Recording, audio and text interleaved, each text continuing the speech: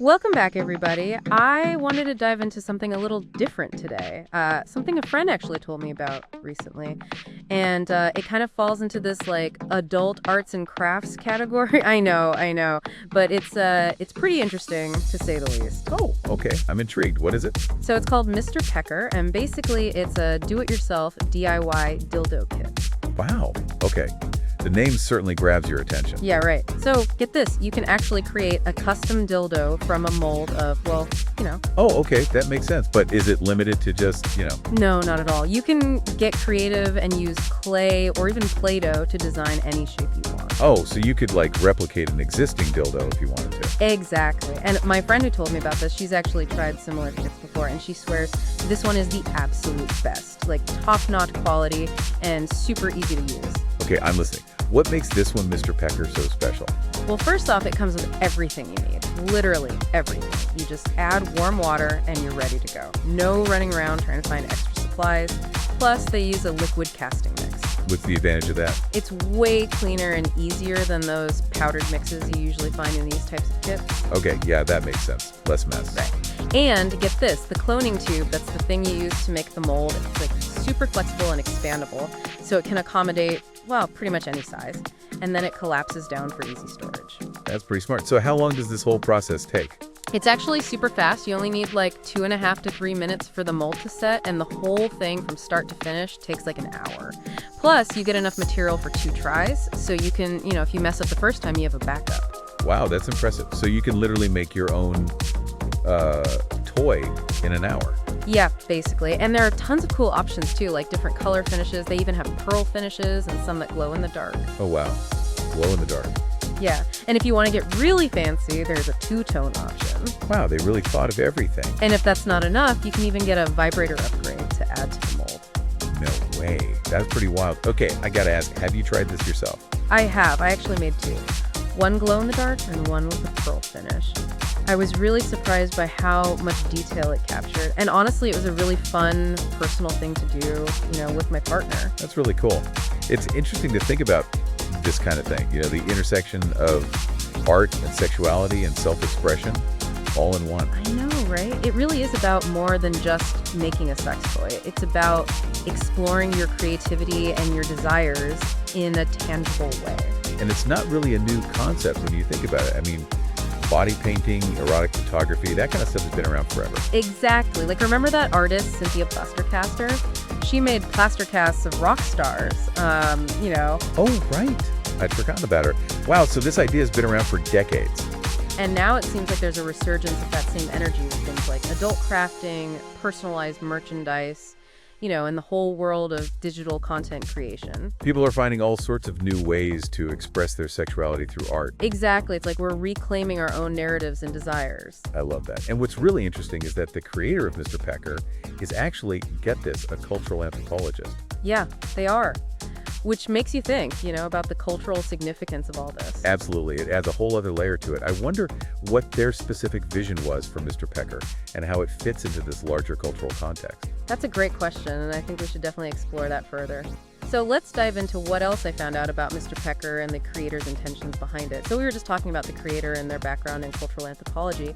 It just gets more and more interesting, Yeah, for sure. Having that anthropological perspective, it really makes you think about how sexuality is viewed across different cultures. I know, right? And from what I've read, their vision for Mr. Pecker is really kind of multifaceted. Like, they see it as a way to encourage fun and creativity, but also sexual wellness, all kind of tied together. Okay, that's really interesting. I mean, the fun part seems kind of obvious, right? Like making something yourself, especially something this personal. It's got to be playful. Oh, yeah, totally. And all the customization options really encourage people to be creative, too. You can really just let loose and make it your own. Yeah, like a form of self-expression, like how you pick your clothes or decorate your apartment. It's about making your desires, your preferences, real, tangible. Exactly. And then there's the sexual wellness aspect, too. It sounds like the creator really sees Mr. Pecker as a tool for promoting comfort and acceptance around sexuality. Right, when you engage in this creative process, you're taking ownership of your sexuality. It's personal and hands-on. Exactly. It's about breaking down all those barriers of shame and stigma. And wouldn't you say it encourages body positivity too? Like you're literally creating something that celebrates your body or partners, and that can be really empowering. Totally agree. It challenges the idea that certain bodies or preferences are better than others. It's about celebrating all the different ways people experience sexuality. And speaking of acceptance, it's interesting to think about how this might resonate with people who haven't always felt included in those mainstream conversations about sexuality, you know? Yeah, that's a really good point. This could be especially empowering for people who felt marginalized or like their desires are taboo. Right. Mr. Pecker gives them a way to reclaim their own narratives and celebrate their unique forms of expression. It really challenges what we think of as normal when it comes to sexuality. It does. It pushes us to question those societal norms and embrace all the different desires and experiences people have. It's like what you were saying earlier about the final product, how it can be like a keepsake. That adds another layer to the whole thing. Right. For some people, the process itself might be the most valuable part, the act of creating and expressing themselves. And for others, it might be about having that physical object, that reminder of their self-discovery, or maybe even a special relationship or a moment in time. It's amazing how something as simple as a DIY dildo kit can make you think about all this stuff, about sexuality, identity, even art. It really shows the power of creativity, right? It challenges us, makes us think differently, and helps us understand ourselves and the world better. We've definitely covered a lot of ground here, talking about Mr. Pecker, the creator's vision, and the bigger cultural picture. And we've only scratched the surface. There's so much more to explore and think about. But for now, let's wrap things up with our final thoughts. Wow, this conversation has really, made me think about sexuality and self-expression in a whole new way. Yeah, same here.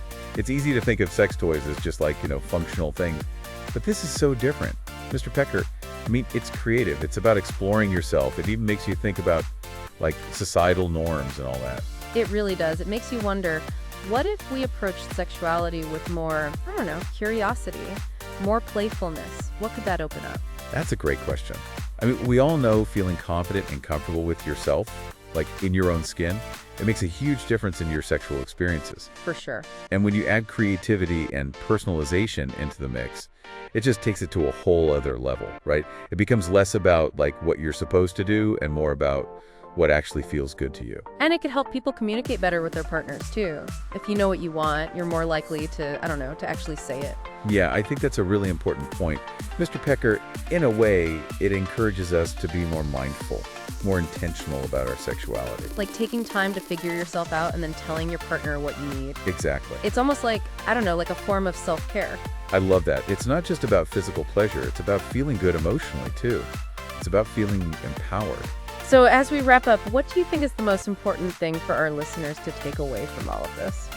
I think it's be curious, explore what you desire, and don't be afraid to question, what everyone says is normal, whether it's Mr. Pecker specifically or just, finding your own ways to be creative.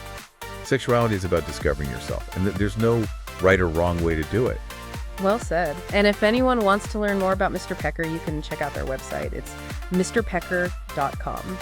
And remember, this is just one example of how we can, use creativity and self-expression to explore sexuality.